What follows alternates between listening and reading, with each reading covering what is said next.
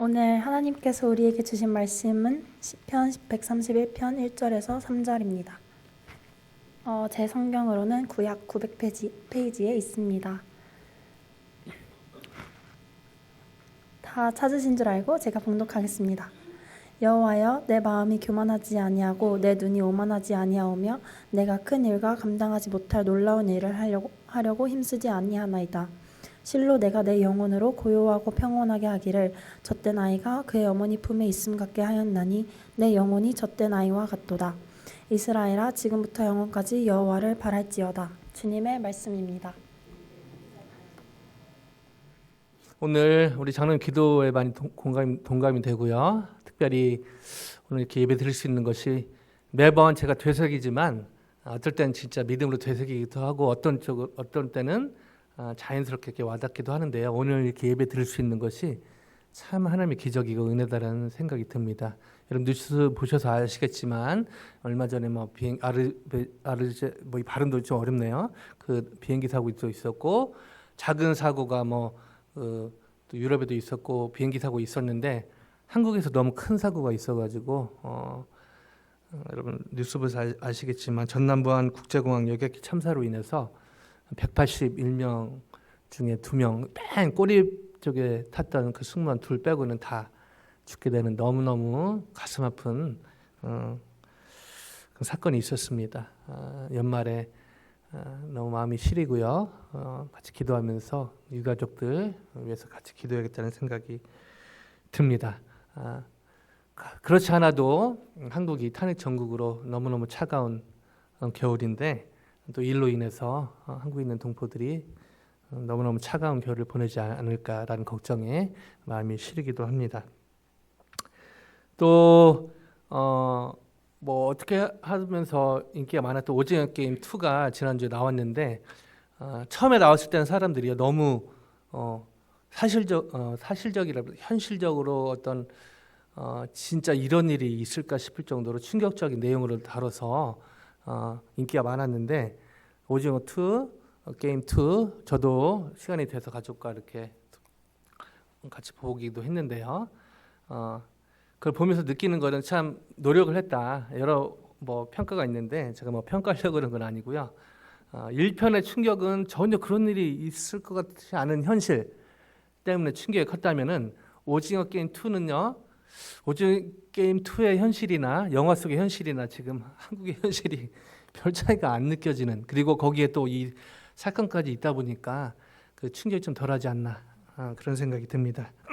그만큼 이 현실이 2024년 현실이 너무 차갑게 느껴진다는 것이죠. 이 미국도 마찬가지고요. 그리고 사실은 그 어떤 것보다 차가운 것이 북한이 아닐까 생각이 듭니다. 저희는 여러 걱정이 있지만은 북한의 대부분의 동포들은 이 겨울을 넘길 수 있을까 그런 고민에 이 겨울을 보내고 있지 않을까 그런 생각이 듭니다. 세상이 이렇게 차가운데요. 저희 크리스천의 삶도 때로는 차갑게 느껴질 때가 있는 것 같습니다. 인생의 문제와 고통과 관련된 신약의 고전 중에 하나, The Road Less Traveled, The Road Less Traveled, 아직도 가야 할 길이라는 유명한 책이 있는데요. 그 스캇 팩이라는 분이 쓴 책인데 이분은 하버드대에서 비의를 하셨고 또 케이스 웨스턴 리저브에서 10여 년간 군의관 정신과 의사로 일했습니다.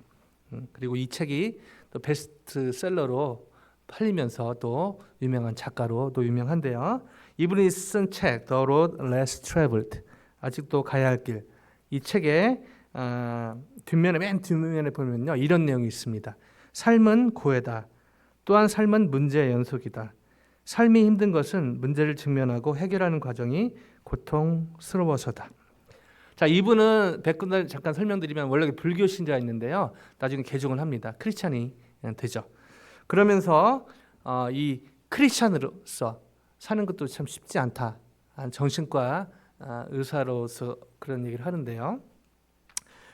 그 예전에 제가 말씀드린 적이 있지만 제가 충격받던 아리클 중에 그 어느 정신병원에 50% 이상, 75%가 크리스찬이라는 그 얘기를 하는 어떤 의사의 아리클을 읽은 적이 있는데요. 주님을 믿고 싶은데, 주님을 따르고 싶은데, 주님을 바라보고 싶은데 그렇게 결심하고 다짐하고 하지만 그렇게 잘 안 되는 자신을 보면서, 그리고 여전히 차가운 현실을 보면서 주님을 믿긴 하는데 또 믿고는 싶은데 또 바라보고 싶은데 그렇게 잘 안 되는 그런 자신의 모습을 보면서 너무 괴로워하는 그런 분들 중에 정신과 병원에 오는 분들이 적지 않다는 것이죠. 크리스찬 중에요. 여러 이유가 있겠지만은 인생이 어떤 동굴같이 느껴져서 그렇지 않은가 생각이 듭니다. 정말 이 병은 해결될 수 있을 것인가? 정말 동굴에 갇힌 것처럼 정말 이 재정 문제는 해결될 수 있을 것인가? 정말 우리 가족의, 우리 친척의 이 문제는 정말 해결될 수 있을까? 정말 나는 졸업 이후에 정말 잘 살아낼 수 있을까? 정말 우리 교회는, 우리 공동체는, 우리 공부의 문제는, 직장의 문제는 출구가 없는 동굴처럼 현실이 느껴지기 때문에 특별히 주님을 믿는다고 하지만 이런 동굴 같은 어떤 그런 출구가 보이지 않는 그런 현실을 맞닥뜨릴 때 저희 또한 절망하게 됩니다. 그러나 하나님은 하나님의 백성에게 허락하는 그 고난의 시간은 사실은 끝이 없는 출구 없는 동굴이 아니라 끝이 있는 터널입니다. 세상적인 관점에서 볼 때는 출구가 없는 동굴처럼 보이지만, 그러나 하나님이 하나님의 백성에게 허락하시는 고난은요, 출구 없는 동굴이 아니라 끝이 눈에 아직 보이지 않지만 결국에 그 출구가 있는 터널이라는 것이죠. 그리고 하나님은 그 터널을 잘 저희가 주님을 의지해서 이겨내기를 원하십니다. 2024년 마무리하면서요, 저와 여러분 여전히 어떤 상황 가운데 동굴같이 느껴지는 그런 상황이 있을 것입니다. 왜냐하면요, 제가 예수를 믿는다고 해서 그런 동굴 같은 현실이 없어지지는 않거든요. 중요한 것은 그 동굴 같은 현실을 어떻게 주님 안의 터널로 바라보는가. 끝이 있구나. 결국 출구가 있구나. 그 출구가 여러 가지가 있겠지만요, 하나님은 저희가 동굴 같은 출구가 없는 그런 현실이 아니라 결국 이 또한 터널이고 결국 출구가 있다. 이런 시각으로 저희 현실을 보기를 원하시는 것 같습니다. 2024년을 보내면서요, 2025년 사실은 그냥 이제 이틀 후면 오지 않습니까? 근데 어제 그 사건을 통해서 보면은 태국으로 3박 5일 그 여행 갔다 오는 비행기라고 하지 않습니까?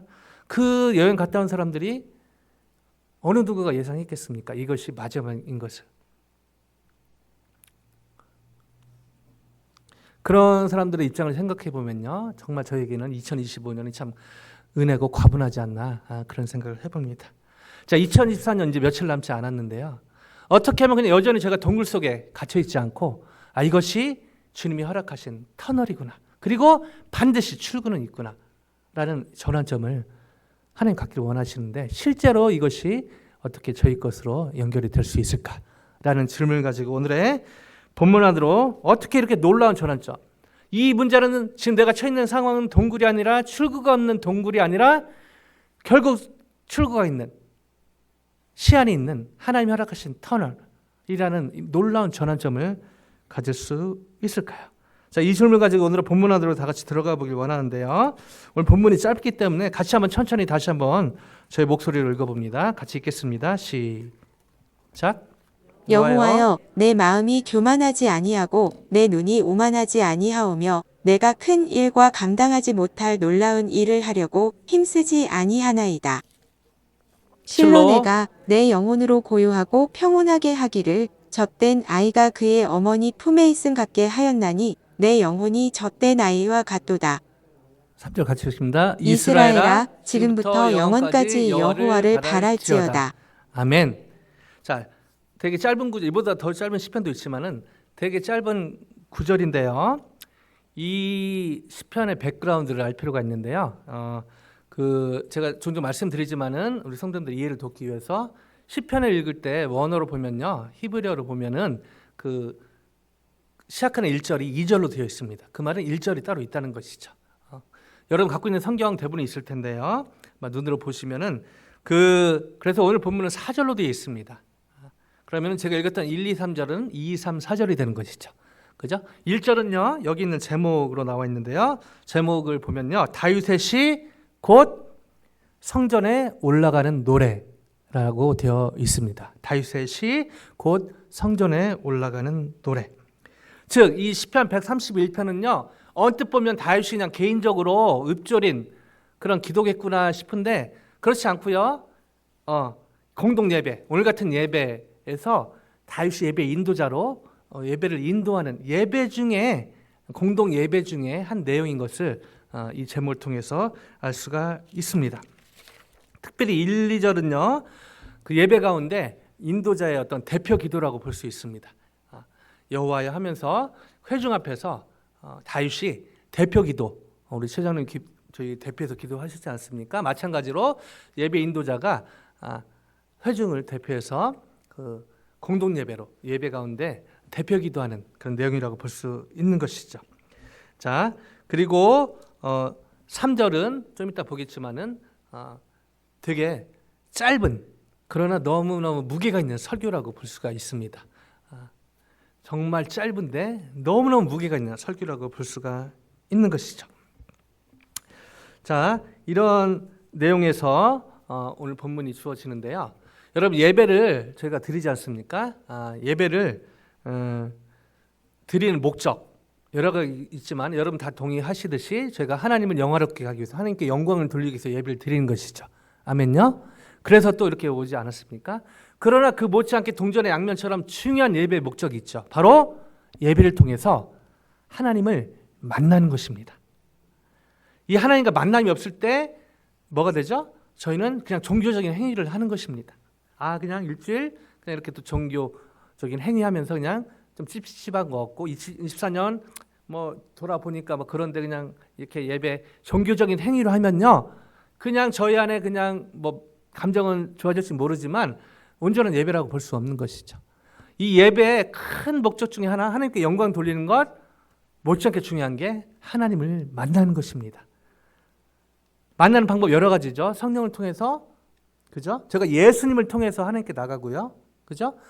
이 예배 가운데 이 찬양을 통해서, 그죠? 또 주님을 만나기도 하고, 제가 주님을 찬양하지만 제가 은혜 받으려고 찬양하는 건 아니지만 또 찬양 가운데 주님을 만나면서 은혜가 오기도 합니다. 그렇죠? 투웨이 커뮤니케이션이 되는 것이죠. 또 같이 우리 최정령 대표 기도로 같이 마음을 기도하고 또 개인적으로 기도하면서 기도를 통해서 또 하나님을 만나기도 합니다.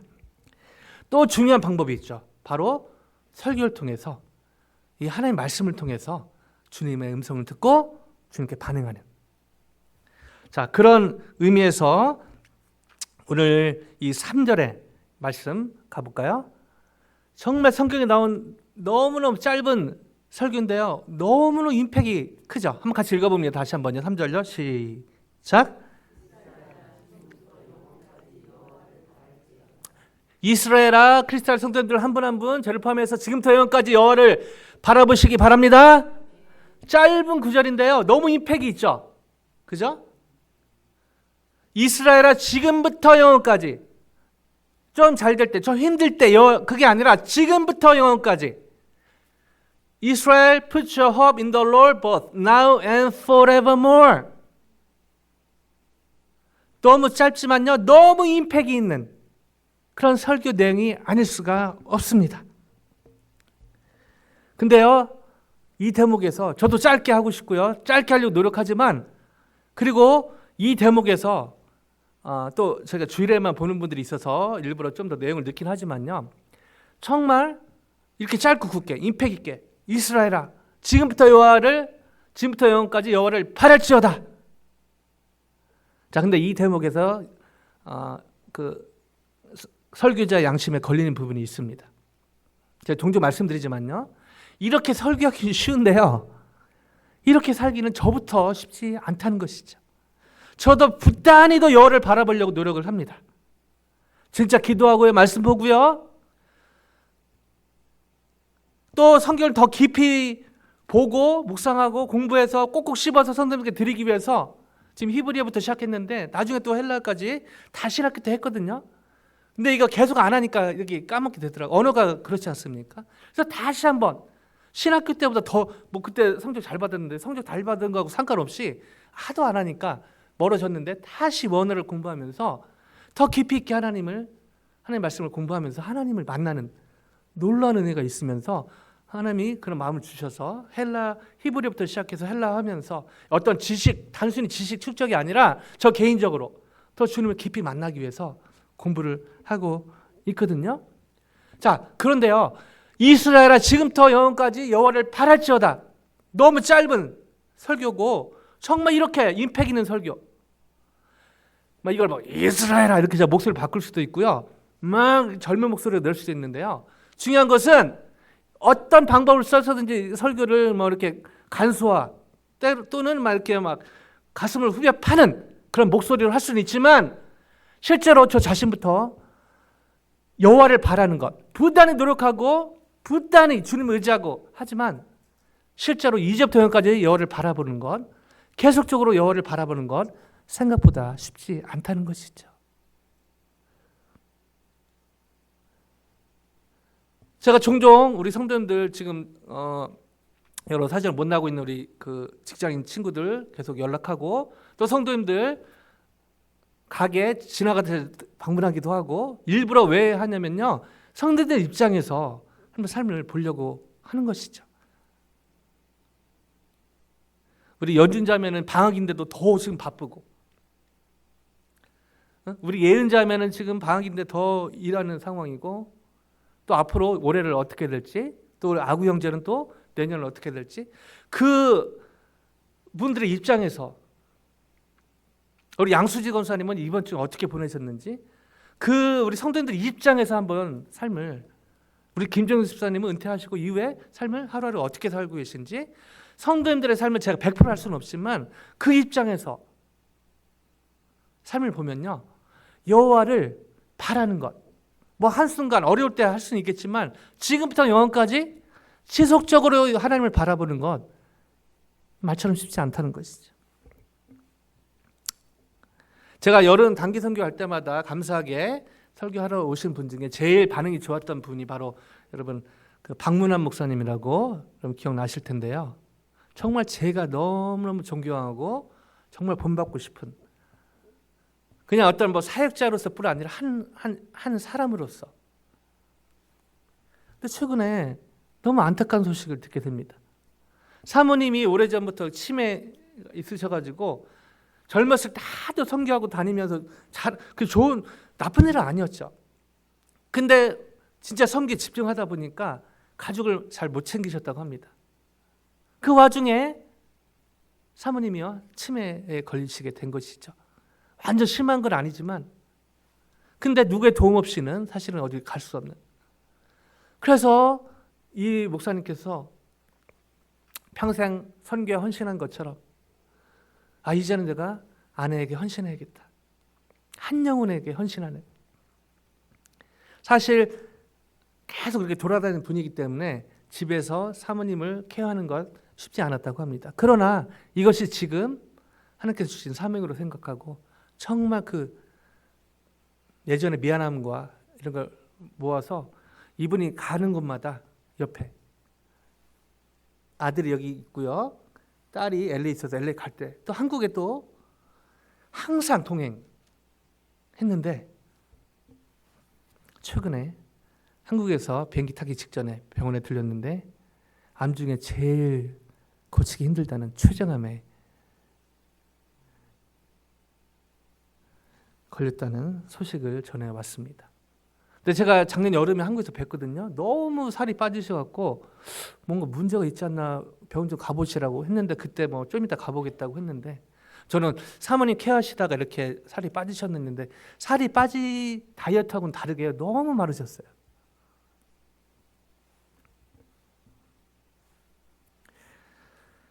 이 목사님의 소식을 듣고 너무 마음이 무너졌습니다.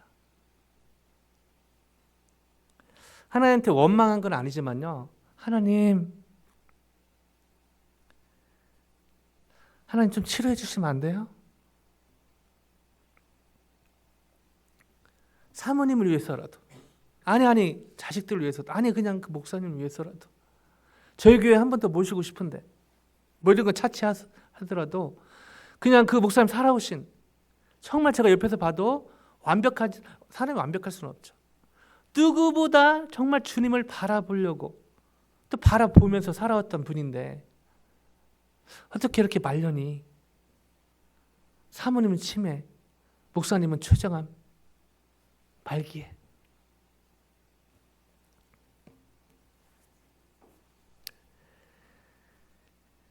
주님을 바라보는 것, 여호와를 바랄지어다. 설교하기는 쉽지만요, 그 현장에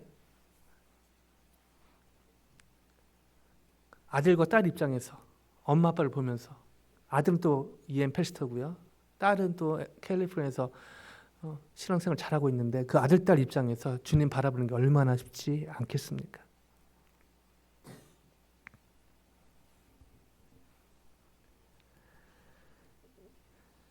다윗이요, 이스라엘은 지금부터 영원까지 여호와를 바랄지어다. 앞뒤 자르면요, 다윗은 뭘 모르고 좀 이 얘기를 하고 있지 않은가라는 착각이 들기도 합니다. 그리고 오늘 본문을 대충 보면요, 그냥 약간 가벼운 고백처럼 보입니다. 자, 이런 눈으로 한번 다시 한번 볼까요? 1절, 2절 아까 읽었으니까 눈으로 따라주시는데 눈 보시고요, 제가 좀 다른 번역으로 조금 이해를 좀 쉽게 돕기 위해서, 자, 1, 2절에 현대인의 성경에 보면은 나는 교만하거나 거만하지 않으며 나에게 과분한 일이나 내가 감당할 수 없는 일을 생각하지 않습니다. 오히려 마음이 고요하고 평온하니 젖된 아기가 자기 어머니 품에 고요히 누워있는 것 같습니다. 자, 이거 1, 2절만 보면요, 그냥 별 문제 없는 아이가 그냥 엄마 품에 젖된 아이가 있는 것처럼 그냥 그렇게 별 세상 비행기가 추락하든 뭐 탄핵하든 상관없이 그 아무 상관이 없어 보이는 그냥 아이 입장을 지금 다윗이 얘기하고 있는 것 같습니다. 그냥 일이 많지 않은, 문제가 특별히 없는, 문제가 없을 수는 없지만 큰 문제가 없는 평범한 크리스찬이 그냥 주님 안에서 평안을 누리는 모습을 묘사하는 것 같은 느낌이 듭니다. 근데요, 이 2절을 다시 한번 자세히 보면요, 개역개정을 보면 실로 내가 내 영혼으로 고요하게 하고 편안하게 하기를 젖된 아이가 그의 어머니 품과 같이 했나니 내 영혼이 젖된 아이와 같도다. 다윗이 특별히 문제가 없을 때, 특별한 어려움이 없을 때 지은 것처럼 그렇게 착각하기 쉬운데요, 1절로 다시 돌아가면요, 1절 다시 들어가면 놀라운 반전이 있습니다. 여호와여, 내 마음이 교만하지 아니하고 내 눈이 오만하지 아니하오며 내가 큰 일과 감당하지 못할 놀라운 일을 하려고 힘쓰지 아니하나이다. 자, 이 제목에 봤듯이 다윗의 시, 곧 성전에 올라가는 노래거든요. 다윗이 어떤 목장에서 그냥 평안 들에서 이것을 한 게 아니라 아까 서두 말씀드렸듯이 공예배 가운데 지금 이렇게 기도하고 있다는 놀라운 반전이 있는 것이죠. 무슨 신분으로요? 목동의 신분이 아니라 왕의 신분으로 이 예배를 인도하고 있다는 반전이 있습니다. 자, 그러면은 그 왕의, 백성들 앞에서 왕의 신분으로 지금 이 기도, 예배 가운데 이 예배를 인도하고 있단 말이죠. 자, 이런 시각으로 다시 보면 여호와여, 내 마음이 교만하지 아니하고, 무슨 말이죠? 정말 내 마음이 지금 교만해지는, 교만으로 왕이니까 모든 걸 할 수 있으니까 지금 교만할 수 있는 상황으로 꽉 차 있다는 반전이 유추가 되는 것이죠. 내 눈이 오만하지 아니하오며, 왕입니다. 모든 것을 오만하게 할 수 있는 자리에 있었다는 것이죠. 내가 큰 일과 감당하지 못할 놀라운 일을 하려고 힘쓰지 아니하나이다. 반어법입니다. 뭐죠? 내가 지금 너무 큰 일에 휩싸여 있다는 것입니다. 내가 지금 감당하지 못할 놀라운 일에 둘러싸여 있다는 것이죠. 지금 다윗은요, 평온한 시대, 문제가 없는 그냥 어렸을 때 그런 신분이 아니라 정사를 메고 있는 한 나라의 책임자로서 이 예배를 인도하고 있다는 것이죠. 무슨 말이죠? 마음이 교만해지기 싫고 눈이 오만해지기 싫고 큰 일과 감당하지 못할, 정말 이건 끝이구나, 동굴이구나 라는 상황 가운데 이 예배를 인도하고 있다는 것입니다. 그러면서 2절요. 너무 힘들어 죽겠는데, 정말 동굴 같은데 3절에 이스라엘아 지금부터 영원까지 여호와를 바랄지어다 하기 전에 2절의 기도가 들어가고 있다는 것입니다. 뭐죠? 실로 내가 내 영혼으로 고요하고 평안하게 하기를. 지금 너무 마음이 고요하지 않고 마음이 평안하지 않은데 내 마음이 고요하고 평안하게 하기 위해서 다윗이 지금 목숨 걸고 하고 있는 것이 뭐죠? 뒤져. 젖된 아이가 그의 어미 품에 있음 같게 하였나니 비유법이죠. 지기법입니다. 뭐죠? 아기가 한 3살 정도로 묘사할 수 있는, 물론 편차가 있지만 아기가 엄마 젖을 떼고 나서 그냥 막 엄마 젖을 막 요구한 그걸 넘어서서 그냥 엄마 품 자체로 만족하는, 잠깐이죠. 그죠? 또 미운 4살, 미운 7살 가지만 그러나 그 찰나에 엄마 품으로 만족하는, 사실 3살 아기에게 뭐가 복음? 엄마가 복음이죠. 엄마가.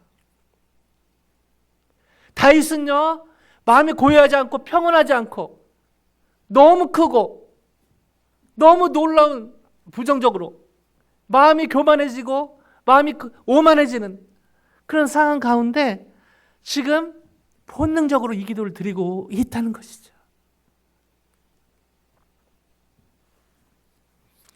이게 동굴이구나. 개인 사도 많은데요.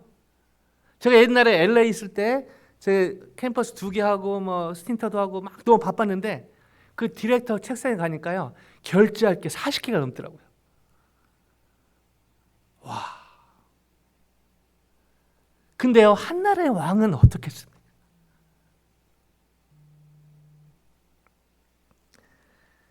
이게 동굴이구나.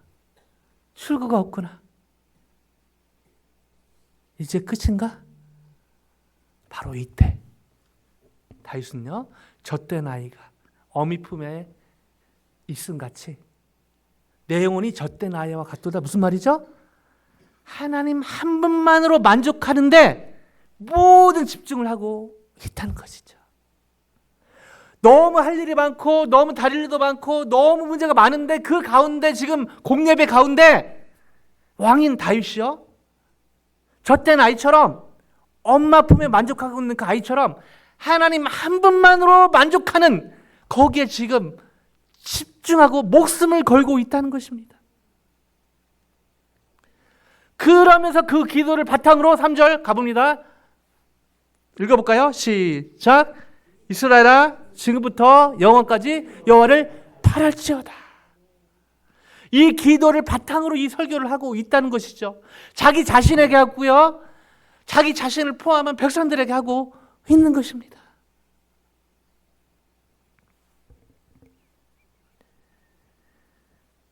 서두의 질문에 대한 답을 여기서 찾게 됩니다. 어떻게 하면 제가 2024년을 보내면서 여러 문제들 가운데 이게 동굴인가? 끝인가? 가 아니라 언젠가는 주님의 때에 출구가 있는 터널이구나 라고 받아들이는 전환점을 갖게 될까요?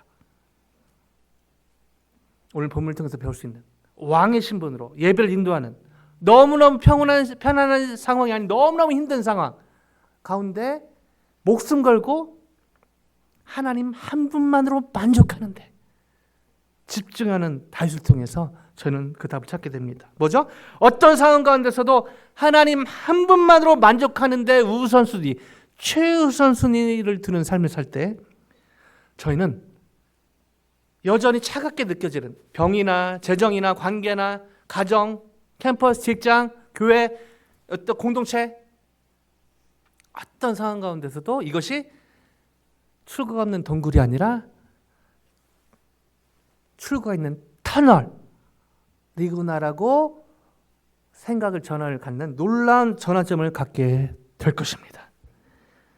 하나님의 자녀의 엄청난 신분이지만 저희 또한 이런 출구 없는 동굴 같은 시간을 보낼 때가, 그렇게 보이는 시간을 보낼 때가 있고, 어쩌면은 성도님들에게 오늘 줄 예배이기 때문에 최대한 주님 앞에 잘 꾸미고 오셨는데, 그러나 마음은 여전히 그게 끝인가? 라는 생각으로 혹시 앉아 계실지도 모르겠습니다. 그러나 제가 주님 안에서 정말 하나님을 온전히 바라보게 될 때, 그 동굴 같은 현실은 출구가 있는 터널로 바뀌게 될 것입니다. 그 상황이 바뀌는 것이 아니라 그 차가운 현실, 동굴 같은 현실이요, 바뀌지는 않지만 그것을 바라보는 저의 시각이요, 저의 시선이, 이것은 출구가 없는 동굴이 아니라 출구가 있는 터널로 바라보게 되는 놀라운 전환점을 갖게 될 것입니다.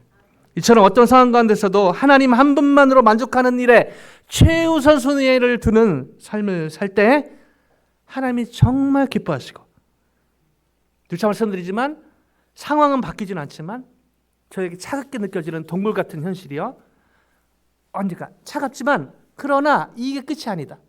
반드시 출구가 있는 터널로 저에게 다가가게 되는 놀라운 전환점을 가지게 되며, 또한 이 믿음으로 살 때 사는 저희를 통해 하나님은 하나님 나라 회복과 확장의 역사를 써 가실 줄로 믿습니다. 아멘. 아멘. 이런 삶을 살았던, 또 신약의 주님의 은혜 가운데 처음부터 그렇지는 않았지만 나중에 그렇게 변화된 삶을 살았던, 심지어 감옥에서 이런 고백을 한 사도 바울의 이런 고백이 있는데요. 빌립보서 4장 11절에 13절, 제가 종종 말씀드리는데 너무너무 중요한 말씀, 같이 한번 읽습니다. 시작. 내가 궁핍함으로 말하는 것이 아니니라. 어떠한 형편에든지 나는 자족하기를 배웠노니 나는 비천에 처할 줄도 알고 풍부에 처할 줄도 알아. 모든 일고 배부름과 배고픔과 풍부와 궁핍에도 처할 줄 아는 일체의 비결을 배웠노라. 내게 능력 주시는 자 안에서 내가 모든 것을 할 수 있느니라. 아멘. 제가 빌립보서 4장 13절만 떼서 볼 때가 있는데요. 내게 능력 주신 자 안에서 4장 13절, 내게 능력 주신 자 안에서 내가 모든 것을 할 수 있느니라, 이것만 따가지고 뭐 가게에 붙이고 집에 붙인 많이 있는데, 이 사실은 그 앞에 절을 받는, 여기가 할 수 있는 것이 내가 진짜 I can do가 아니라 대동사죠. 대동사. 바로 11, 12절에 내가 모든 형편에 자족하는 비결, 그 유명한 뭐죠? 일체의 비결입니다. 풍부에 처할 줄도 알고 비천에 처할 줄도 알고. 여러분요, 비천에 처할 줄도 모르면요, 풍부에 처할 줄을 모르면 이게 풍부가 와도 사실은 관리가 안 된다는 것이죠. 그 비결이 뭡니까? 바로 내게 능력 주신 자 안에서 예수님으로 인해서 내가 모든 상황에 만족하는 그 비결, 일체의 비결을 배웠다고 사도 바울은 고백하고 있는데요. 감사한 것은 사도 바울이 처음 태어나부터 이렇지 않았다는 것이죠. 굴곡, 업센다운을 겪으면서 하나님의 은혜 가운데 이런 일체의 비결을 배우게 됐는데, 그 비결이 바로 내게 능력 주신 자 안에서 내가 모든 것을 자족할 수 있느니라. 놀라운 축복입니다.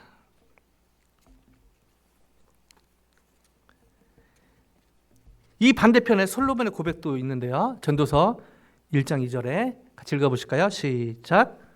전도자가 이르되 헛되고 헛되며 헛되고 헛되니 모든 것이 헛되도다. 인류 역사상 가장 많은 부경을 누린 사람 중에 한 사람이죠. 근데 이 솔로몬의 결국 고백이 뭡니까? 내가 meaningless, 영어 표현으로는요 더 와닿아요. meaningless, meaningless, says the teacher, utterly meaningless, everything is meaningless. 세상에 가질 것 다 가져본 사람의 최종 고백인 것이죠. 결국 주님 안에 만족하지 못할 때 바로 솔로몬의 왕이었던 솔로몬의 고백 아닙니까? 왕이었던 솔로몬의 고백이요.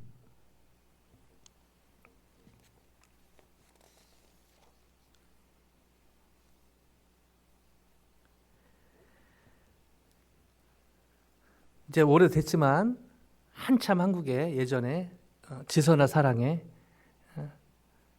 지금은 교수님 되셔서 그런 여전한 그 화상에 흉터가 있는 거 있죠. 그 화상으로 인해서 그 이쁜 얼굴이 어그러지고 인생을 포기하려고 했던 예수님 잘 믿었던 자매더라고요. 또 얼마나 더 괴로웠겠습니까? 하나님 살아계시다면, 하나님 선하시다면, 하나님이 전능하시다면서요. 근데 자기 얼굴 보면서 얼마나 괴로웠겠습니까? 실제로 그런 괴로운 시간을 수년 보냈다고 합니다. 동굴 같은 시간을 보낸 것이죠. 롱스토리 숏하면요. 그러나 이 이지선 자매가 놀랍게 회복하게 된 계기는 의술이 발달해서 다시 원래 외모대로 회복해서가 아니라 그 과정에 바로 주님을 깊이 만나게 됐다는 것이죠. 그러면서 여전히 본인의 모습은 어글리하지만 그러나 본인의 모습을 보면서 전에는 죽고 싶다 했는데 이제는 본인의 모습을 보면서 하나님의 은혜, 이것이 동굴이 아니고 터널이구나. 그러면서 놀라운 고백을 합니다. 예전으로 돌아가고 싶지 않다. 물론 예전의 외모를 가지면 더 좋겠지만요. 예전에는 그 하나님을 만나지 못했기 때문에 그러나 깊이 있는 하나님의 사랑과 은혜를 경험하면서 그 하나님 만난 지금이 더 좋다. 그래서 예수님 다시 오시는 그 기쁨이 얼마나 그 소망으로 살고 있는 이지선 교수님이죠. 이제는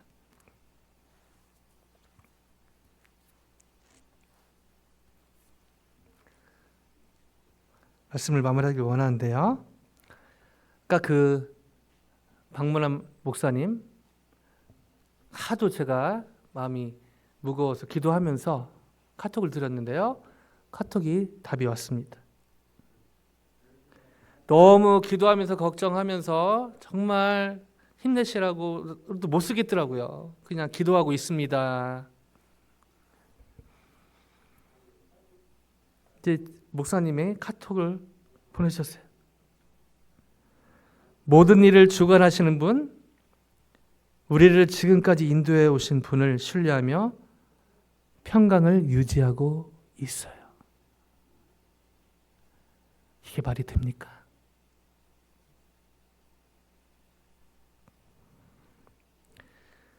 주님을 바라보지 않고는 나오기 힘든이 아니라 나올 수 없는 고백인 것이죠. 모든 일을 주관하시는 분, 우리를 지금까지 인도해 오신 분을 신뢰하며 평강을 유지하고 있어요.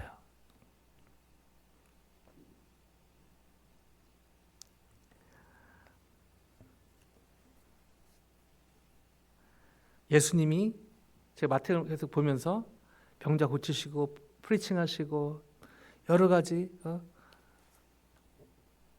말씀 전파하시고 너무너무 바쁘신 삶을 살지 않았습니까? 근데 예수님의 삶을 종합적으로 큰 그림으로 보면요. 예수님은요. 기도하는데 최우선순위를 둔 것을 볼 수 있습니다. 이게 무슨 말이죠? 성부 하나님이신 예수님께서 성자 하나님이신 예수님께서 성부 하나님, 성령 삼일체 하나님이죠. 이 하나님과의 교제, 그 바쁜 와중에 최선을 다한, 최우선순위를 다한 그 예수님의 모습을 보게 됩니다. 어떻게 하면 끊임없이 파도처럼 밀려오는 인생의 문제점 가운데 또 여전히 차갑게 느껴지는 현실을 보내면서 여전히 동굴같이 느껴지는 2024년, 2025년도 별 다를 것 같아 보이지 않는 이 시점에서